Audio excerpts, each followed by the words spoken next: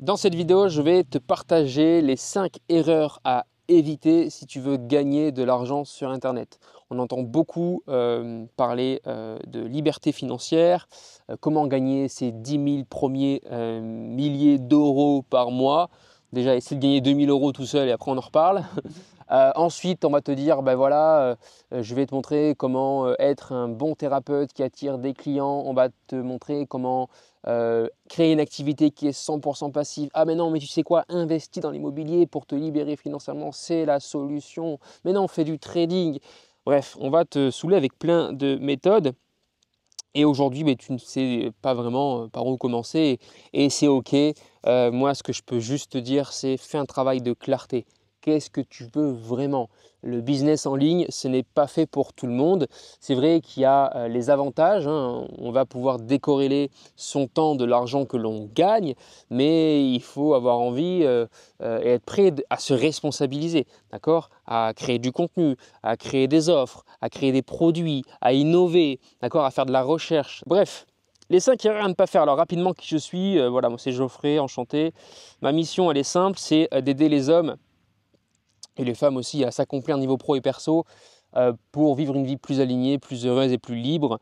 Je crois sérieusement que si l'on a du temps pour nous, si on est en santé, si on fait un boulot qu'on aime, ce qui représente 80% du temps, hein, parce que dans ce système actuel, on doit faire de l'argent pour subvenir à nos besoins.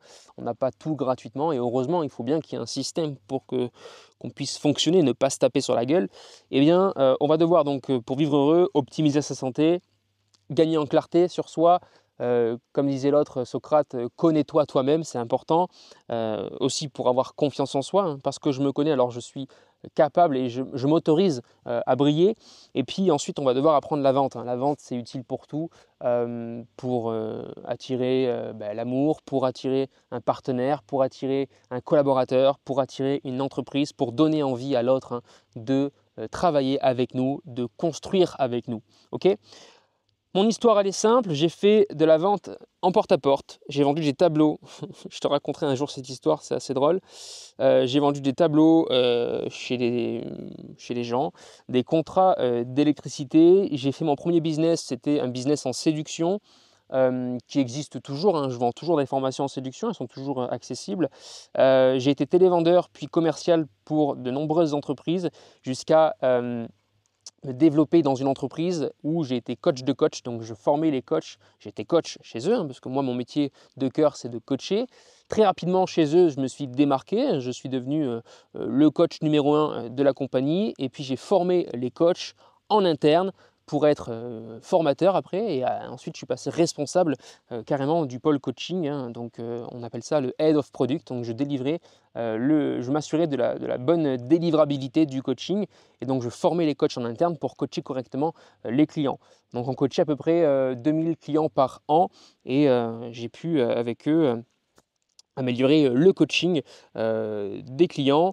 J'ai fait du recrutement avec eux, j'ai fait du management et avec cette fois-ci, j'ai coaché plus de 200 individus en one-one. Donc le coaching, c'est mon dada.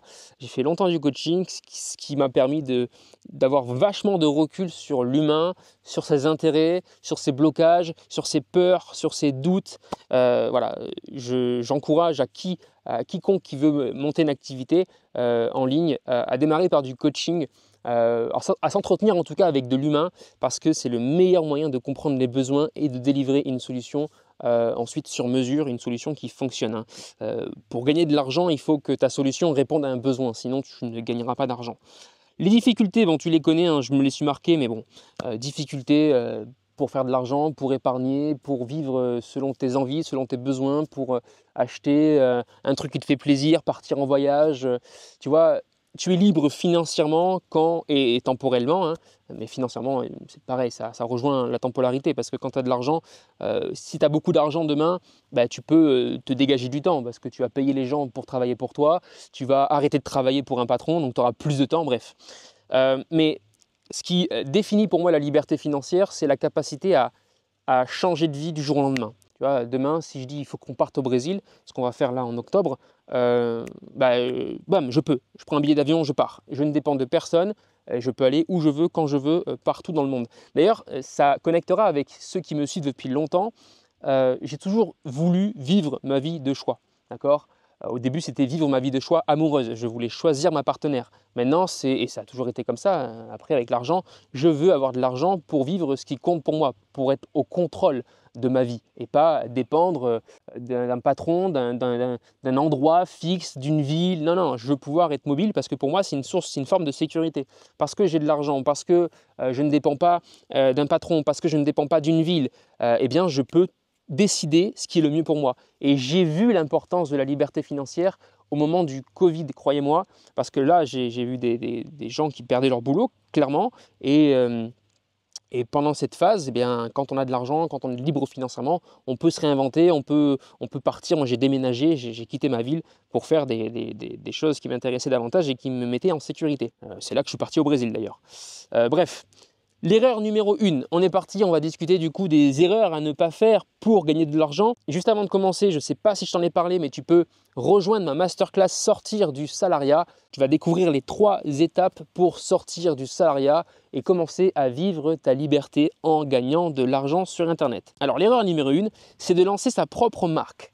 Ne lance pas ta propre marque au départ, sauf si tu as énormément de clarté, sauf si tu as déjà monté un business en ligne, mais ne lance pas ta marque tant que tu n'es pas certain de ce que tu fais, si tu n'es pas accompagné et si tu n'as jamais entrepris. Au début, on est novice, on n'y connaît rien, donc le mieux, c'est de travailler pour le compte d'autres entreprises, ok? Parce que tu vas apprendre avec eux, c'est source d'apprentissage, tu vas te créer un réseau, tu vas avoir un revenu qui est assuré et tu vas comprendre les mécanismes finalement du business en ligne. Donc, ton intérêt au démarrage, c'est de travailler pour quelqu'un pour développer des compétences. Ok. Pendant longtemps, donc 3-4 ans, j'ai lancé ma marque. Pendant les 2 premières années, je n'ai pas eu de résultat. Même la 3e année était compliquée. Je n'ai pas eu de résultat. J'ai dû me démerder et j'ai même fait du closing à côté, hein, de la vente par téléphone. Ça consiste à prendre des prospects qualifiés au téléphone et vendre pour le compte d'une entreprise l'offre que l'entreprise met sur Internet. Et j'ai fait du closing pour compléter mes revenus parce que le coaching en séduction, au démarrage, c'était compliqué. Quand tu n'y connais rien, quand tu ne sais pas te vendre, quand tu ne maîtrises pas le marketing, quand tu n'es pas à l'aise en vidéo, bref, tu ne sais pas faire de l'argent sur Internet. Donc le mieux, c'est de travailler pour une entreprise qui a déjà fait tout le travail pour toi, qui a des clients, qui s'est formé et qui va te passer comme ça sur un plateau d'argent toutes les compétences essentielles pour monter une activité. Tu vas apprendre avec eux. Retiens bien cette phrase. On ne fait pas un boulot pour faire de l'argent, on fait un boulot pour détenir des compétences. Ne va pas faire une activité pour faire de l'argent. Non, commence par faire une activité pour dégoter des compétences et parce que tu vas dégoter plein de compétences, alors un jour tu pourras te vendre et être payé très cher. Voilà la vision que je t'encourage à adopter. Ensuite, l'erreur numéro 2, c'est de vendre son temps. Alors, tu m'as dit oui, alors Geoffrey, au début ce qui compte c'est pas l'argent, c'est la compétence, donc je prends un boulot, je vends mon temps et j'apprends.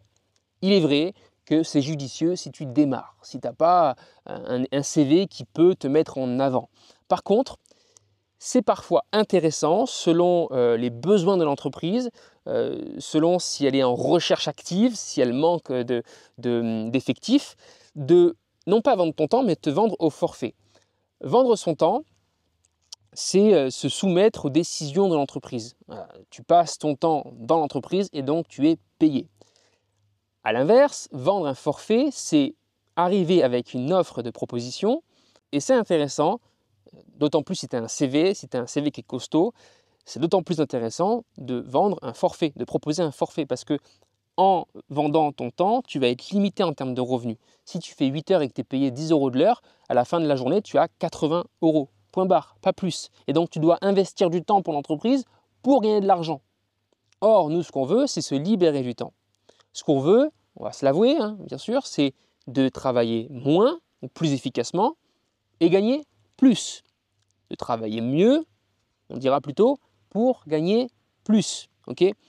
Et ça, tu peux le faire quand tu as de l'expérience. Maintenant, si tu es audacieux, si tu as de la clarté sur ce que tu veux faire, si tu as fait une belle étude de marché, c'est pas impossible d'arriver de but en blanc et de négocier un forfait. Si tu es bon, si tu as faim, si tu apportes des résultats, ça se discute. Ça se discute. Une entreprise est prête à mettre l'argent si tu es bon en fait, ok? Si tu es vraiment incroyable. Maintenant, c'est vrai qu'au début, pour elle, ça va être difficile de tout de suite t'accorder un forfait. Mais n'oublie pas que tu n'es pas salarié. N'oublie pas que ce n'est pas à elle de choisir le tarif qu'elle doit te payer. Tu es prestataire de service. Dans cette posture, quand tu travailles pour le compte d'autres entreprises, tu es entrepreneur. Donc, tu as le droit de choisir ton tarif. Tu as le droit d'avoir un cadre. Tu respectes ton cadre. Si tu veux gagner 3 000 € par mois, tu as tout à fait le droit de dire à l'entreprise, mon service avec vous coûte 3 000 € par mois. Par contre, derrière, quand tu arrives avec un prix qui est élevé, en tout cas qui est plus élevé que ses attentes à elle, tu vas devoir donner à manger. Hein. Tu vas devoir mettre ce qu'il faut sur la table. Hein. Négocie pas si tu n'as rien à démontrer. Okay, négocie pas si toi, tu es un peu fébrile. Négocie pas si tu n'as pas une valeur à ajouter pour l'entreprise. Si tu n'as pas une valeur ajoutée pour l'entreprise. Voilà. Mais mets ça dans le coin de ta tête. Au début, tu vends ton temps, ce n'est pas un problème pour commencer à te faire de l'expérience, mais bientôt, commence à trouver une porte de sortie pour vendre au forfait, pour proposer ton service et plus avec un forfait. Parce que quand tu vends ton temps, tu es limité. Tandis que quand tu vends un forfait, tu peux faire ton travail en 2 heures, le faire bien, apporter un sérieux résultat pour l'entreprise, afin qu'elle soit reconnaissante, qu'elle soit fière et contente de travailler avec toi. Mais tout le reste que tu as de temps, c'est pour toi. Et tu es payé cher pour le service que tu rends. Ce qui va compter pour l'entreprise, et si elle ne comprend pas ça, tu dois l'éduquer sur ça, c'est le résultat. Ce qui doit compter pour l'entreprise, pour le client, donc c'est ton client l'entreprise, c'est le résultat. Ce n'est pas le temps que tu passes pour un projet, c'est le résultat. Maintenant, souvent, les entreprises vont te mettre dans une tâche spécifique où tu fais une activité répétée tous les jours. Donc, il n'y a pas moyen de te vendre plus. Si tu veux gagner plus à un moment donné, tu vas devoir entreprendre à l'intérieur de l'entreprise et là, négocier donc un forfait. Mais, encore une fois, mets ça dans le coin de ta tête parce que ce n'est pas impossible de vendre un forfait au démarrage. Je pense à une community manager que je connais hein, qui a tout de suite vendu au forfait parce qu'elle avait de l'expérience sur les réseaux sociaux et elle n'a pas eu besoin de vendre son temps parce que ce n'est pas une activité où on va passer beaucoup de temps. Il s'agit d'être bon en tant que community manager, il s'agit de créer des stratégies de réseaux sociaux, etc. Donc on peut tout à fait vendre au forfait. Mais quand tu fais une tâche répétée et spécifique, hein, c'est pour ça que je ne te recommande pas de te spécialiser, je te recommande d'être compétent, de maîtriser les grands principes du business en ligne, de maîtriser les grands principes en vente, etc. pour avoir une valeur ajoutée à apporter à l'entreprise et donc négocier un forfait. Ok. Donc je l'ai marqué ici, hein, vendre le résultat et son maintien, c'est l'idée. Toi, tu vends un résultat, tu vends le maintien de ce résultat, tu délivres plus de résultats donc à l'entreprise et c'est pour cette raison que tu vas avoir la possibilité de vendre un forfait, de proposer un forfait. Et donc ça te permettra d'avoir du temps pour toi, tu ne seras pas obligé de travailler plus pour gagner plus. Tu auras un forfait établi avec l'entreprise. L'erreur numéro 3, c'est de ne pas investir dans des outils. Je vois beaucoup trop d'entrepreneurs qui se lancent dans l'entrepreneuriat avec des outils de merde. C'est la pire erreur que tu puisses faire. Pourquoi? Parce que les outils vont te ralentir, les outils vont t'empêcher de faire du bon travail, tu vas être moins bien perçu, tu vas arriver en retard en réunion parce que ton ordi il rame, tu vas avoir des bugs parce que ton ordi n'est pas au point, tu vas galérer, tu auras toujours une bonne excuse, mais c'est parce que tes outils ne sont pas au point. Et donc, c'est intéressant d'investir dans une bonne machine. Moi, j'ai investi dans un ordi quand j'ai commencé à avoir un peu d'argent, un bon ordi qui va durer. J'ai un MacBook Pro puce M1 là aujourd'hui. J'ai investi à l'époque dans cet iPad Pro 2018 pour faire mes formations. Bref, il faut investir dans des outils pour se développer. Avoir un téléphone moderne, des outils en ligne, peu importe ton métier, il y a des outils qui te permettent d'aller plus vite et plus fort. Pense-y. Ça vaut le coup des fois de mettre un peu d'argent dans ces outils pour accélérer ton travail, donc gagner du temps et aussi être beaucoup plus professionnel avec les entreprises qui collaborent avec toi. Okay. Erreur numéro 4, ne pas se former continuellement. Quand tu choisis la voie de l'entrepreneuriat, tu es obligé de te former. Pourquoi? Parce que ça va très vite. C'est la voie de la remise en question. C'est la voie de la start-up. C'est la voie qui a un temps d'avance en fait. L'entrepreneur a toujours un temps d'avance. Il veut optimiser, il veut aller plus vite, il veut trouver la prochaine opportunité qui va lui faire gagner de l'argent. Tu dois être dans le wagon, tu dois être dans le train parce que ça va très vite. Là, on est à l'ère de l'IA. Si tu ne maîtrises pas ChatGPT, bah, tu vas forcément moins vite que les autres. Donc, pense à te former en vente, en négociation, pour maîtriser les outils techniques, en copywriting, en marketing. Pense à te former aussi aux stratégies de coaching si tu es coach, pour bien coacher tes clients. L'entrepreneuriat, c'est aussi des idées, c'est de la créativité. Donc, tu as besoin de te former pour connecter les datas, pour connecter les informations entre elles. Si tu crois à tes acquis, si tu penses être arrivé, tôt ou tard, tu te fais rattraper. Donc, c'est important d'être à jour en fait sur la connaissance, sur ce qui se passe, les réseaux sociaux, etc. pour entremêler tes idées et avoir l'idée qui va te faire décoller, l'idée qui va te propulser, etc. Et tu es perpétuellement en train de te réinventer dans l'entrepreneuriat. C'est pas je monte une activité et c'est 100% passif. Ça, c'est ce qu'on essaie de te faire croire. Même pour l'immobilier, même pour le trading, tu n'es pas juste là en train d'attendre que le marché monte et puis c'est tout. Non, tu dois mettre en place des stratégies, tu dois faire du réarbitrage à un moment donné, tu dois remettre en question ton capital. Il va falloir te former aussi avec d'autres investisseurs qui ont découvert des stratégies. Il faut connaître les lois, il faut évoluer avec ces lois. L'entrepreneuriat t'oblige à évoluer. Tandis que le salarié, celui qui applique la même tâche jour après jour, tous les jours, il n'est pas obligé d'évoluer. Non, parce que il gagne 1 500 € par mois, 2 000 € par mois à faire la même activité tous les jours. Donc, il ne ressent pas le besoin, en tout cas, il ne pense pas à se former. Mais quand tu veux passer du salariat à l'entrepreneuriat, quand tu veux passer de salarié à entrepreneur, tu dois adopter l'état d'esprit de l'entrepreneur. C'est-à-dire celui qui se forme, celui qui va à la recherche d'informations, à la recherche d'idées, qui connecte les idées entre elles. D'accord? Donc, on va investir son argent régulièrement en tant qu'entrepreneur. C'est comme ça. On doit investir pour être à jour et être au courant des nouveautés parce que l'entrepreneuriat, c'est un métier qui demande de se réinventer, qui demande de la créativité et il n'y a rien de mieux pour ça que de se former, que d'aller chercher de l'information ailleurs. Ok? Donc, prévois un budget de formation tous les mois, tout simplement. Ensuite, l'erreur numéro 5, c'est de rentrer dans une méthode préfaite. Quand on veut se lancer dans l'entrepreneuriat, et même dans n'importe quel domaine, on va avoir cette tendance à rentrer dans une méthode préfaite. Ah, la nouvelle méthode pour monter son agence marketing. Ah, tiens, je vais faire de l'immobilier. Ah, tiens, je vais faire du dropshipping. Ah, tiens, il y a une méthode pour, je sais pas, être un meilleur coach et faire plus d'argent en tant que coach. Peu importe le domaine, en santé, on cherche la méthode magique pour perdre plus de poids. En séduction, on va chercher les techniques, les phrases magiques pour plaire à une femme. Mais tout ça, c'est complètement faux. C'est les méthodes, tu sais, make money. Tu vois, c'est voilà, viens, c'est facile, j'ai une méthode structurée étape par étape. Ça n'existe pas, d'accord? Et je vais te donner la véritable méthode qui fonctionnera à tous les coups. C'est celle de faire le point sur toi, de te connaître précisément, de faire un travail de clarté régulièrement. Parce que tu vas trouver l'angle de tir, la façon d'aborder ton sujet, ta thématique, qui fonctionne pour toi par rapport à tes forces. Tu vas trouver ton authenticité, d'accord? Arrête de te faire avoir par ces publicités qui ont tous leur propre méthode là, marketing. C'est du marketing tout ça, mais en vérité, c'est quand tu rentres dans la méthode. Alors oui, il y a une méthode, mais tu rentres dans une case, ça ne te correspond pas vraiment. C'est pas réellement donc un accompagnement qui t'aide à avoir plus de clarté sur qui tu es, qui t'aide à aller au bon endroit. Tout le monde n'est pas fait pour adopter une méthode spécifique afin de gagner de l'argent. J'ai fait de l'immobilier. Clairement, j'ai vite arrêté parce que ça m'a saoulé, ça ne me correspondait pas et je me rendais compte que je pouvais gagner le triple avec le coaching, d'accord?